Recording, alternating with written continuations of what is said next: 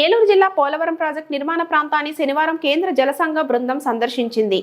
జలసంఘం సభ్యుడు Yogesh Paithankar, chief engineer HS Senegar, Polavaram project authority chief engineer Ramesh కుమార్లతో కూడిన బృందం ప్రాజెక్టును సందర్శించింది. పోలవరం ప్రాజెక్టులో జరుగుతున్న diaphragm wall, buttress dam, gap 1 పనులు, ఎగువ దిగువ కాపర్ డ్యాం, ఫిల్వేలను బృందం పరిశీలించింది. బట్రస్ డ్యాం, డయాఫ్రమ్ వాల్ నిర్మాణ తీరు గురించి జలవనరుల శాఖ అధికారులు కేంద్ర బృందానికి వివరించారు. నిర్దేశిత లక్ష్యం మేరకు ప్రాజెక్టు పనులు వేగవంతంగా జరిగేలా చూడాలని అధికారులను వారు కోరారు.